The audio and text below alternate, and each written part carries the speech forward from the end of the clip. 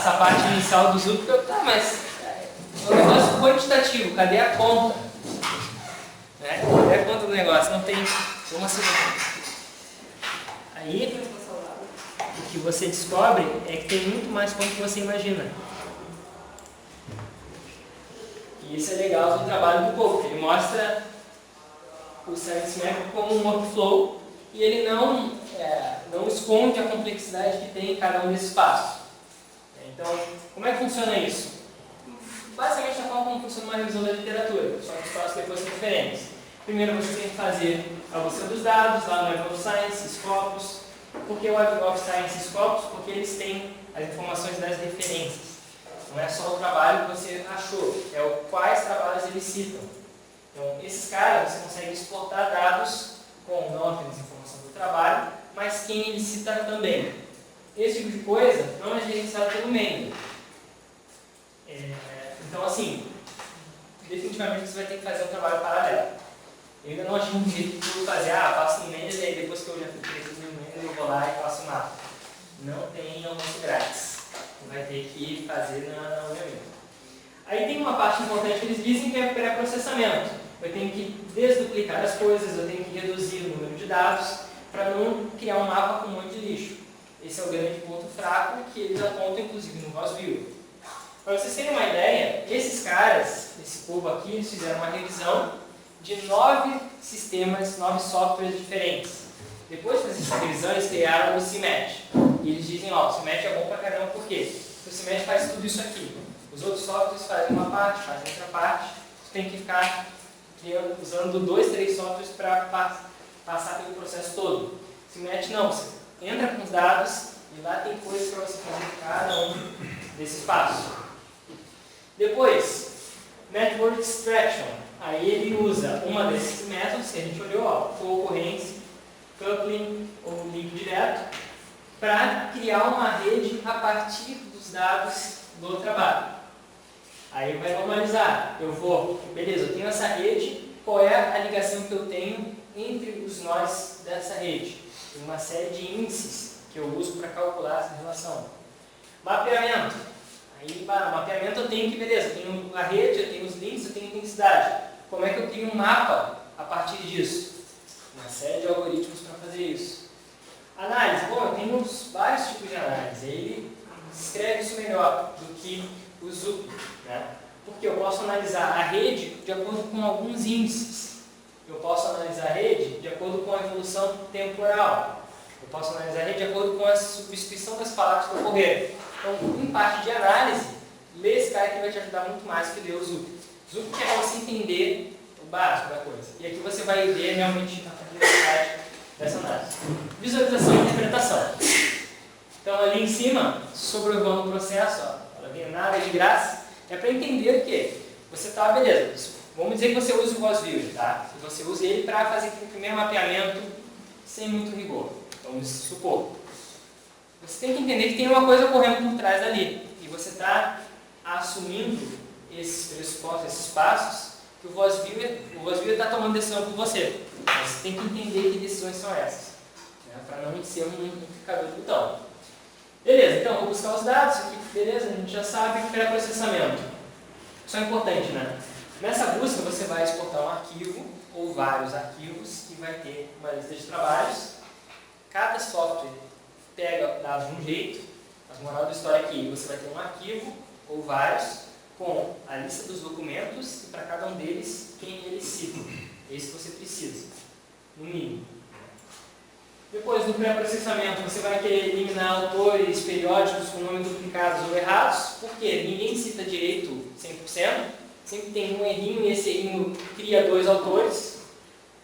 Depois disso, você vai reduzir esses dados, ou seja, escolher os itens mais relevantes, e aí depois vai para Network Extraction. Você vai escolher uma unidade de análise, você vai criar uma rede a partir desse grupo de trabalhos. E você vai escolher a relação entre esses nós. Então, eu tenho uma decisão que é a unidade de análise, eu tenho outra decisão, né? Como eu relaciono essas unidades de análise.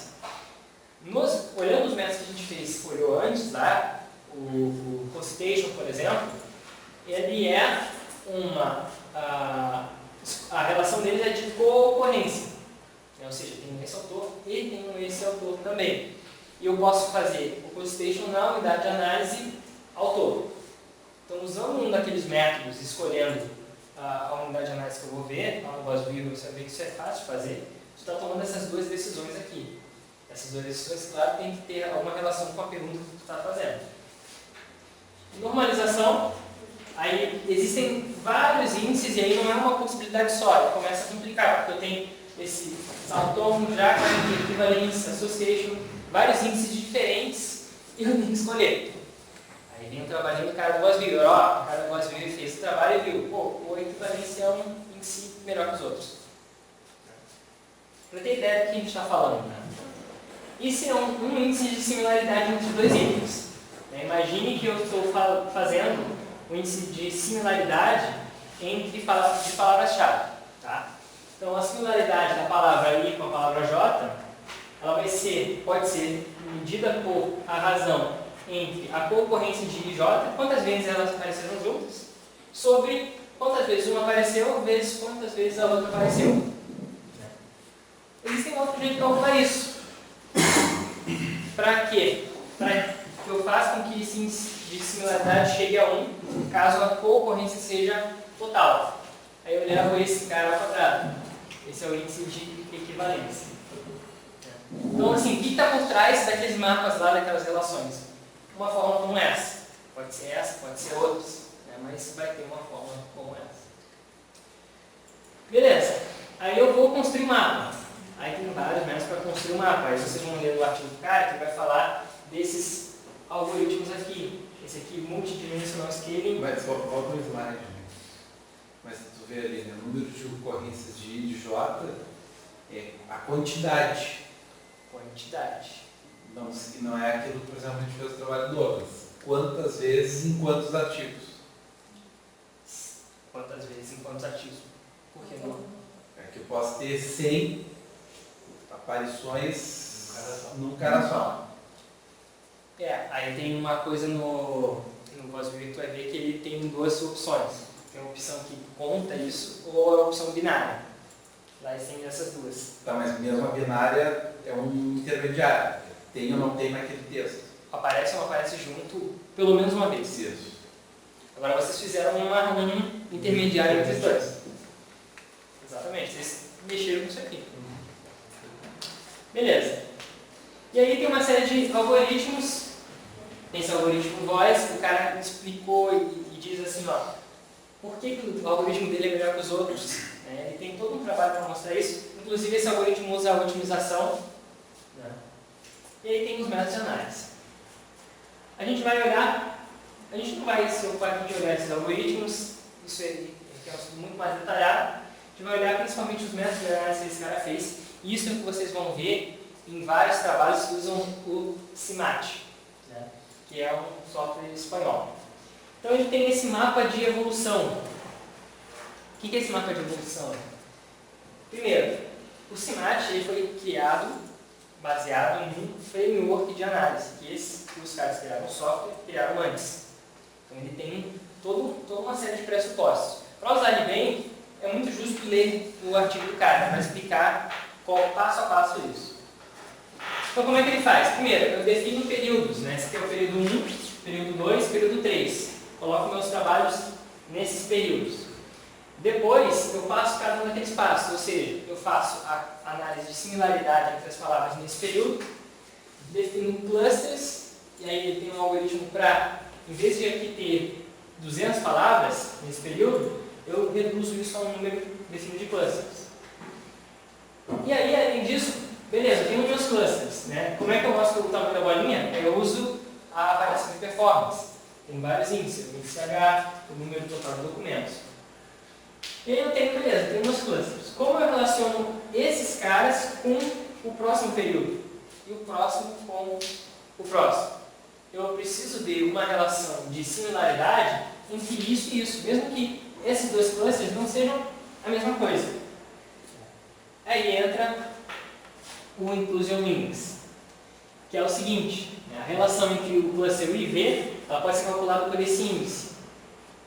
Como é que eu faço isso? Qual é o número de palavras-chave que aparecem em U e em V? Ou seja, esse aqui é um cluster de palavra-chave. Eu tenho várias palavras. Isso aqui não é só decisão análise, tem várias coisas aqui dentro. Quantas palavras que aparecem aqui e aparecem em Problem Through Tree Methods? Eu tenho um número de palavras. E depois, qual é o mínimo entre o tamanho do cluster de Decision Analysis e do Problem Through Tree Methods? Ou seja, eu estou vendo qual é a razão entre a intersecção entre esses dois conjuntos e o menor deles. Eu tenho um índice. E aí esse índice eu uso para dizer qual é que é a grossura dessa linha. Beleza? É um critério que eles têm. E aí você vai mapeando vários clusters ao longo do tempo. E aí você escolhe, por exemplo, isso aqui é com dados do meu TCC, que eu fiz o TCC sobre Problem Through Tree Methods. Antigamente, esse termo não era tão popular assim, não era um cluster. Ele foi se formando um cluster a partir de 2000, em termos de citação. Inclusive ganhando mais força que o SSM. E outras coisas ali, a tática do sistema, enfim. Então, me ajuda a justificar por que eu estou estudando isso aqui, né? Me ajuda a dizer isso. Aí tem esse outro mapa de sobreposição que vocês vão achar no CIMAT, bem mais simples, né? Esse aqui são o grupo de clusters de palavras-chave. Então, isso aqui significa que no primeiro período tem 141 palavras-chave. Dessas 141 palavras-chave, 92 pararam de ser usadas no próximo. Foram para frente 49, continuaram a ser usadas. 49 sobre 141 é 0,35. Então, esse índice, que é o índice de... é um índice de... eu esqueci o nome dele. Não é similaridade, mas começa mais. Eu esqueci agora. Como? Não. Esse índice aqui diz quantos desses 141 passou para frente. Simplesmente isso. Tem um nome certinho, depois dá para olhar. Aí entraram 377, caíram fora 326, ficaram só 0,24 e aqui eu tenho outra output. Isso aqui é do CIMAT. Tá? Isso aqui eu fiz olhando o trabalho do cara sobre a abordagem dele e fazendo no CIMAT sobre algo que eu conheço. Aí tem essa questão aqui, que é a matriz, que vocês vão ver em vários trabalhos que fazem no CIMAT. Nessa matriz, eles vão olhar, pensa que aqui a gente sempre está fazendo análise de uma rede. A gente está analisando um cluster. Então, o que ele faz? Ele analisa, nesse diagrama aqui estratégico, analisa a centralidade dele, ou seja, qual é a relação desse cluster com os outros, e a densidade dele. Qual é a força da relação que tem dentro desse cluster. Tá? E aí ele pode começar a tirar inferências. Por exemplo, alta centralidade, alta densidade, eu tenho temas fortes, né? Alta centralidade, não, alta densidade, baixa centralidade, eu tenho coisas que são bem desenvolvidas, mas isoladas. Né? Baixo tudo, eu tenho ou coisas que estão emergentes ou coisas que estão morrendo mesmo. E alta centralidade, baixa densidade, eu tenho temas que são transversais.